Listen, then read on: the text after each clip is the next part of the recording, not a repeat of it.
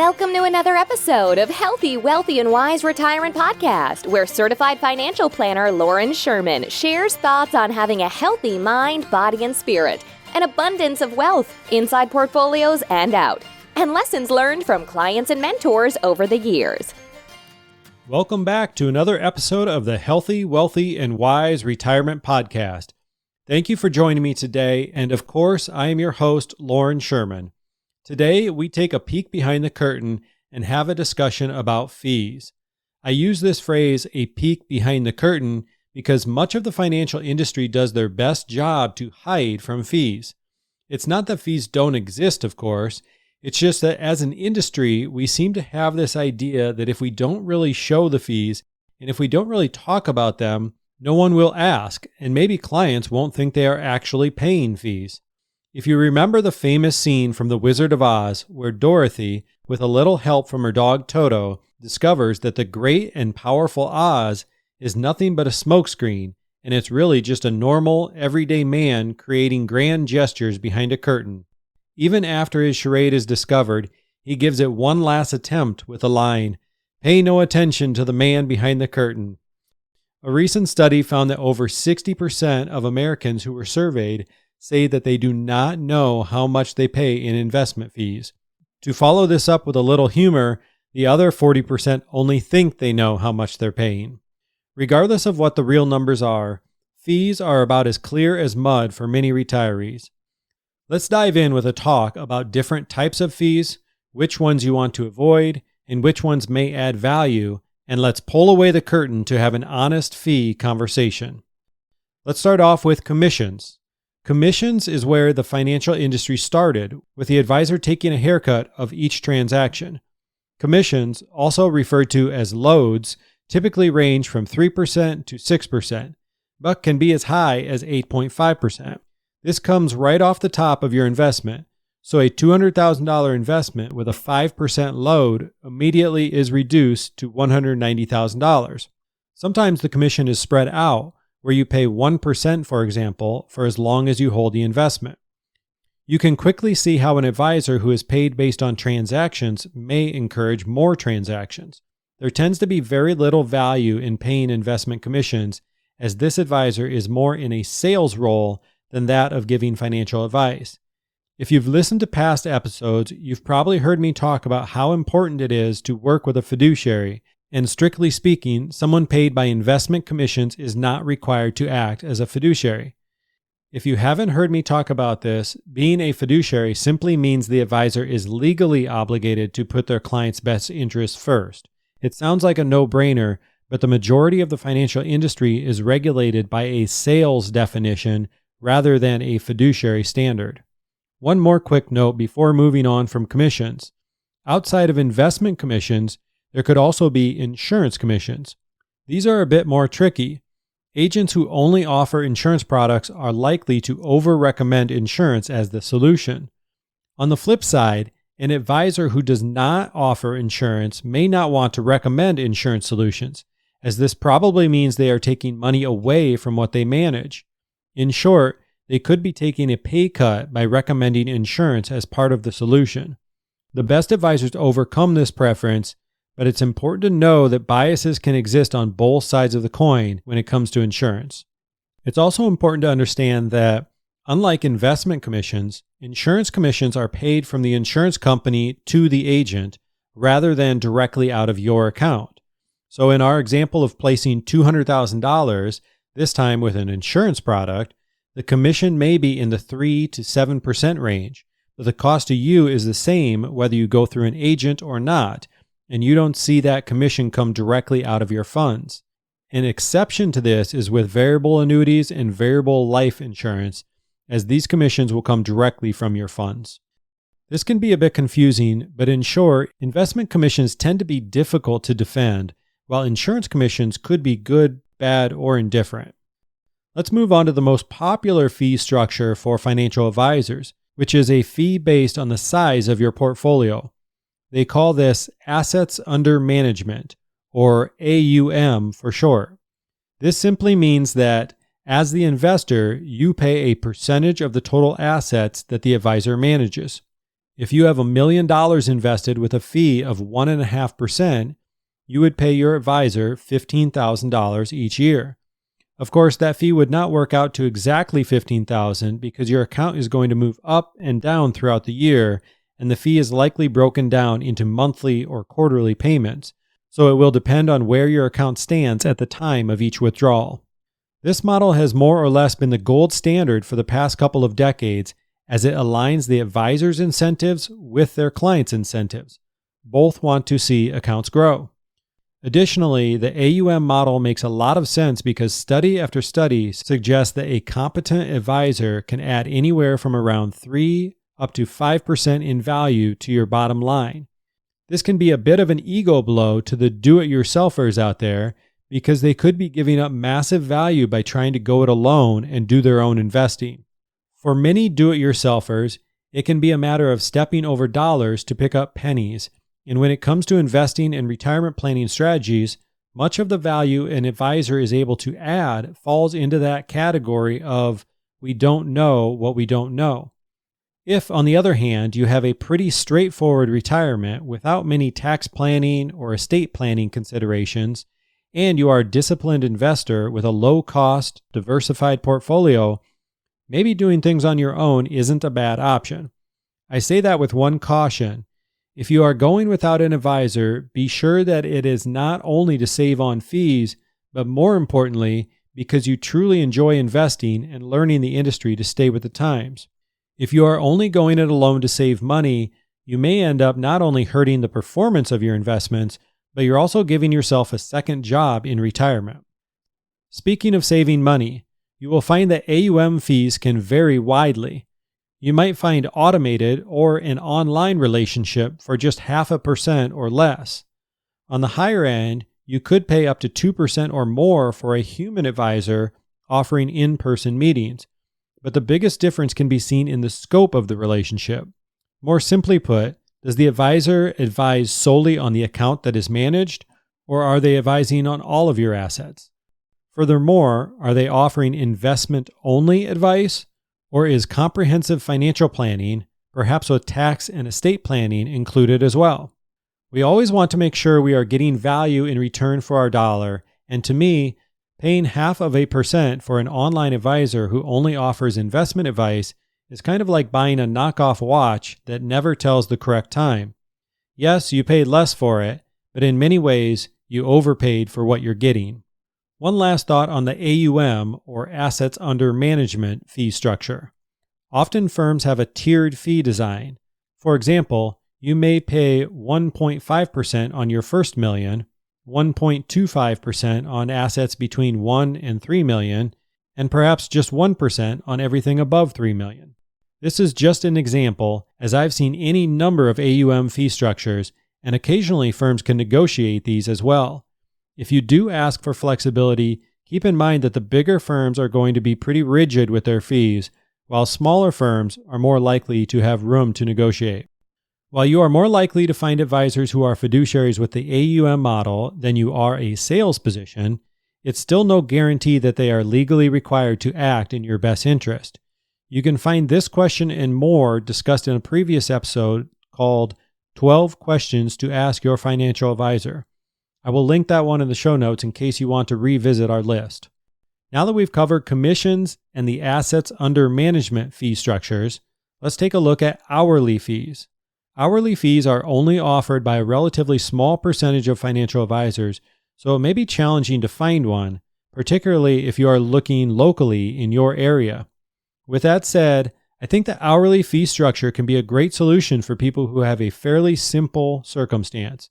For retirees, this might mean that they have a pension to cover most of their income needs, there aren't many tax planning opportunities, and from an estate planning perspective, they don't plan to leave much money to surviving family members.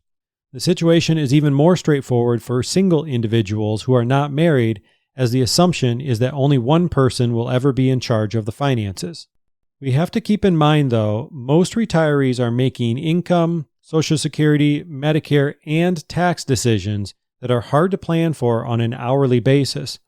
Part of the reason this can be challenging is that, once again, we don't always know what we don't know. In essence, If the advisor is reacting to meetings scheduled by a client rather than proactively scheduling them as opportunities arise, we are a little bit back in the world of the do-it-yourselfer. In this case, you don't actually have to do it yourself, but you may have to be astute enough to identify when you need to schedule meetings with your advisor, which often is half the challenge.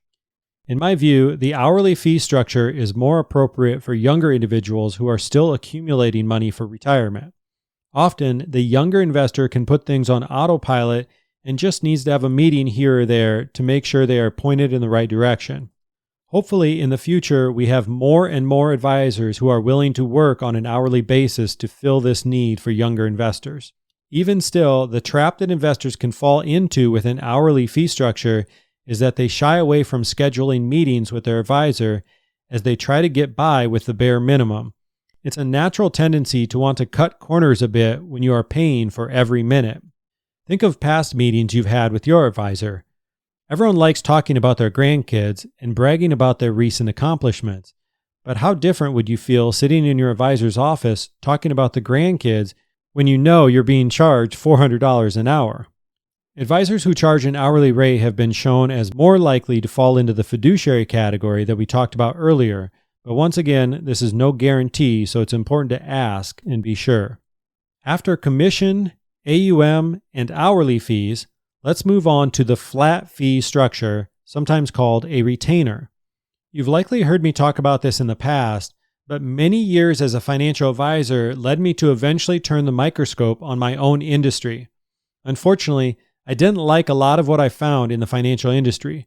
Particularly, I found a big disconnect with how the industry charges fees. So we have to spend a minute talking about the problem to understand better options. With full disclosure, our firm at Integrity Wealth Management charges a flat fee for our investment and planning services. But we did so intentionally, not because we had to make a flat fee work, but because we saw this as the best fee structure for us and for our clients. The problem with charging investment commissions was obvious. As an advisor, you are incentivized to move money around to create sales charges. The AUM model was a big improvement, but the measuring stick, as I like to call it, that is used to measure the size of your fee is simply dictated by the size of your portfolio. To me, this did not make a lot of sense either. Let's take you and your neighbor for a moment.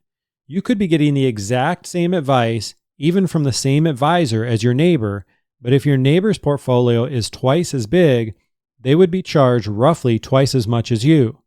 You might be thinking, that doesn't sound so bad, but what if the shoe was on the other foot and it was you who got charged double the fee? Now, maybe it doesn't feel so fair anymore, especially if you knew that you were getting the exact same services as your neighbor. To put a real-world example into perspective, let's look at two investors. One individual retired with about $3 million. His advisor, like most, uses an AUM model to determine his fees. He got a little bit of a price break once he got above $2 million, so his blended fee ends up being 1.3%. He's still receiving value because remember, a really good financial advisor should be able to add roughly 3% or more in value each year. But at the end of the day, he's still paying about $39,000 in annual fees. This same individual introduces his advisor to his neighbors, a married couple roughly the same age as him. They have about $1 million heading into retirement, so their fee ends up being the full 1.5%. At the end of the day, this couple ends up paying roughly $15,000 per year for advisory services. While it is true that at a certain point, things get more complex when there is more money at stake. There is more extensive estate, tax, and legal planning that needs to take place. But in reality, a lot of this doesn't get too complex until we start to get north of 15 or 20 million. On the flip side, that couple with $1 million of assets might require more time and attention from an advisor as they have less room for error. In this example, there is a husband and a wife, which brings one more individual into the planning discussions too. So that could mean some added additional time and attention as well. I know it's hard to believe, but when it comes to finances, spouses are not always on the same page. I won't belabor this point, but a couple of analogies I've used in the past have seemed to stick with some clients. The first, Imagine that you were having a painter come over to give you an estimate to paint the interior of your house. They're going to look at the square footage, how much time they think it will take, and other factors like the quality of the paint. They may also charge more if they are a highly skilled painter with lots of experience. But instead of all that, what if they asked you how much you earn each year and decided to bill you according to the size of your paycheck? Or, to take this even one step further into the absurd, what if the speed limit was determined by the color of your car or how many passengers you had? Obviously, that's taking this to the extreme, but you get the point. The size of your portfolio is not a good measuring stick for the fee you pay. Rather, a better measuring stick is the time an advisor shares with you, the value they are able to add to your plan, and the scope of their work. And by scope, I'm simply referring to, are they just managing your assets? Or, for example, are they also offering tax, legal, and estate planning advice? And of course, just as you wouldn't pay an attorney right out of college as much as you would a well-decorated attorney with decades of experience, you would also expect to pay more for an established advisor with designations and detailed expertise. To be fair, the flat fee model has its downsides just like any other fee structure. For starters, this model is probably too costly if you don't have enough income or assets to justify the fee. For example, a flat fee may range from $5,000 or $15,000 per year, but if you only have $300,000 of assets, you may be able to find someone who only charges 1 or 1.5%. This makes the flat fee model less than ideal for younger investors or retirees who haven't accumulated as many assets. Or in some cases, perhaps their assets have already been converted into income, like with a pension or annuity payments. And just like the AUM model we discussed, a flat fee is ongoing, so it's not going to be a good fit for someone who is looking for one-time advice. Just as you will see with our next fee structure, part of the problem with interviewing multiple advisors is that you could sit down with 10 different firms and they all have one version or another of the AUM, the assets under management, fee structure. It's like if you went out shopping for a Tesla, but nobody told you that you were at a Ford dealership, so all you could see were Ford vehicles everywhere. To wrap up this section about the flat fee model, we know that based on industry studies, flat fee financial advisors tend to lean more in the fiduciary space, but once again, it's always worthwhile to double check to be sure. A close cousin of hourly and flat fee approaches is the advice-only approach. While this is not directly a fee structure in itself, I thought it was worth mentioning as you may see this term advertised. Advice-only financial advisors do not sell or implement any of their ideas, but rather charge a fee solely for the advice. This is the advisor's attempt to stay as far away as possible from potential conflicts of interest. I think this is a worthy cause and something I took a hard look at when creating my own firm. The idea is pretty simple. The advisor gets paid for their advice whether it is acted upon or not. An advice-only financial advisor may recommend you purchase a specific type of insurance, reallocate your investments for better diversification, and do a Roth conversion for your long-term tax planning. They may also advise on setting up a will or a trust to efficiently transfer assets to future generations, or any number of other planning techniques. While the advice-only approach is admirable in many ways, my experience is that most people need help implementing ideas that are given to them. This can be a bit like having the best workout plans in the world, but then never setting foot in a gym. It's that action step that really gives great advice its value. With that said, if you are a very disciplined investor who always sees things through to the end, perhaps this model can work for you. The good news is that with the advice-only model, you will almost always be working with a fiduciary who is legally obligated to act in your best interests. We're coming up on the end of this episode, so let's recap quickly what we've covered. First up, commissions. In my eyes, these are almost always a no-no when it comes to investment commissions. This includes paying someone to invest in stocks, bonds, mutual funds, and so on. I would also add variable annuities and variable life insurance to the list. Not only is this not a great way to invest in these products, but you're dealing with a salesperson rather than a fiduciary. On the side of insurance commissions, it's not going to affect your bottom line whether or not your advisor receives a commission on the sale, as the profit is already built into the product, and the final result is the same either way. Where insurance commissions can get a bit dicey is whether or not they are recommended in the first place. As we pointed out before, someone who only sells insurance is obviously likely to recommend insurance as the solution. As the old saying goes, to a hammer, everything looks like a nail. But to be fair, those who do not sell insurance may shy away from them even when appropriate, either from a lack of understanding of insurance products or possibly because they want to keep their money invested elsewhere. Second, we talked about the AUM, or the Assets Under Management model. While we have a big improvement as we get rid of the sales aspect of commissions, we also have an arbitrary measuring stick for determining fees. This often leads to an advisory firm where all of the bigger clients are, in a way, subsidizing the smaller, less profitable clients. The problem with that isn't necessarily how much you are paying, it's just that you may not be receiving sufficient value in return. Our third fee structure we discussed is the hourly rate. Again, great for people without as many assets or a very simple, straightforward plan. This works well with younger investors, but as I mentioned, there are a limited number of advisors willing to work on an hourly basis. The downside, as investors, we don't always know when we most need a financial meeting, and knowing that we will pay for each hour is a bit of a deterrent from setting meetings in the first place. Next, the fourth model we covered is the flat fee model. This is my personal favorite, as the fee a client pays is a direct reflection of the time, expertise, and value add from the advisor. Again, firms charging a flat fee can be hard to find, and they are likely not a good fit unless you have sizable assets, often nearing the $1 million mark or more. And our fifth and last fee type we talked about is called advice only.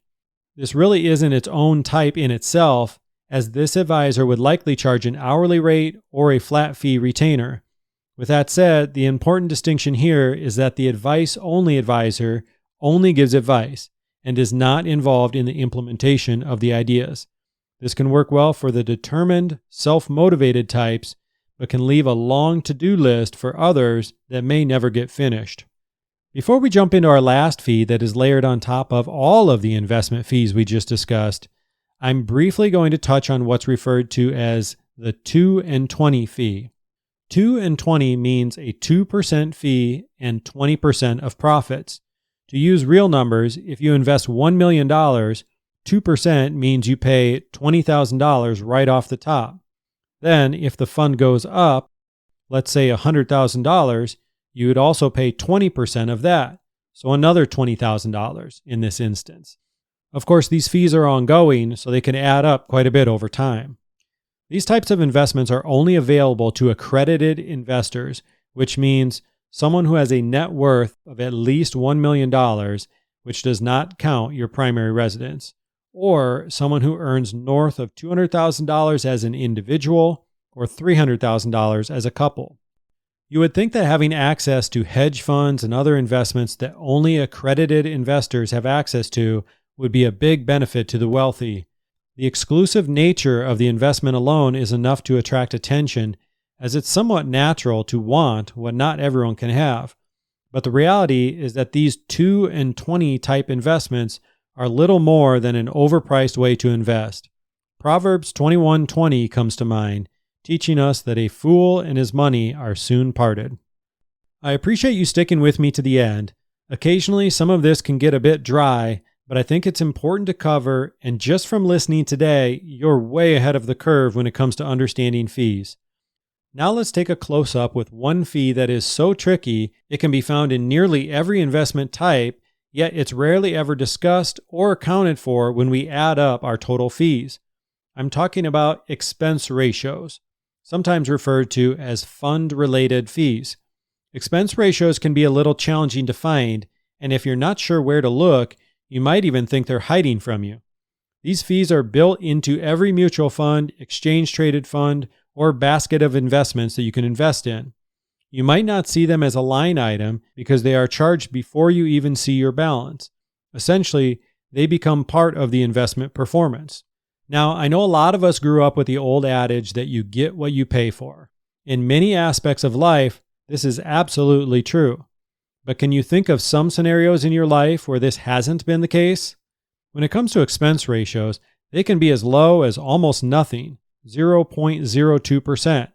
Or put another way, just $200 on a $1 million investment. They can also be as high as 3%, which is a whopping $30,000 per year for that same $1 million investment. Those are on the extremes, but in most cases, you will find expense ratios in the neighborhood of 0.3% to around 1.5%.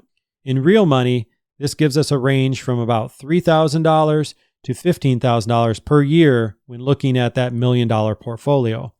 Even if these numbers don't sound too bad to you, they compound and can amount to hundreds of thousands of dollars over the course of a retirement.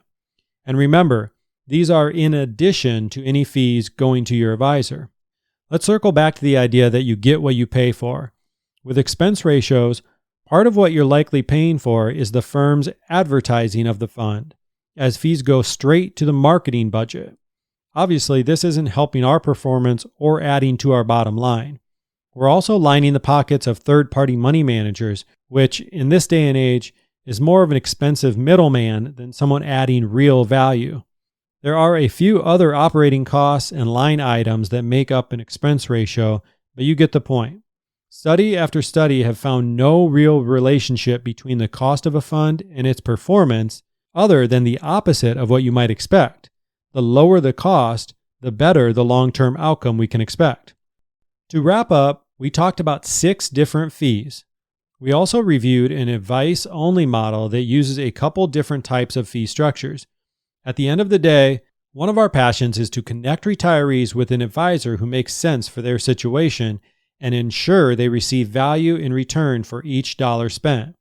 I also hope you can see that this isn't a matter of being the least expensive, as it's more about finding a fee structure where you will receive additional value in return. If you would ever like a full retirement risks analysis, or perhaps you want to start with just a fee audit, we'd be happy to take a look at your situation and offer our feedback. This is a complimentary service we offer to all listeners. Yes, if we think we're a great fit to help, we will certainly let you know. But we also promise to keep it a pressure-free environment with no sales pitch.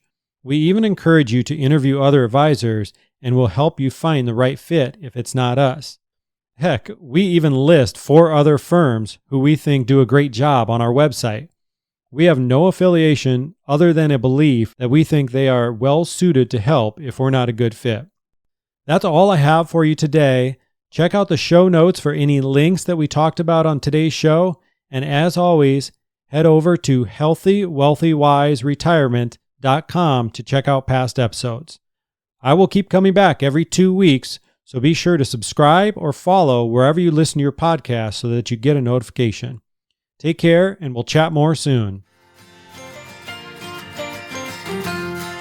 Thank you so much for listening and supporting this podcast. If you've enjoyed listening, we would love if you took a quick moment to leave an honest review. Of course, we're shooting for 5 stars, but if you have suggestions to improve the show, we would love to hear from you too.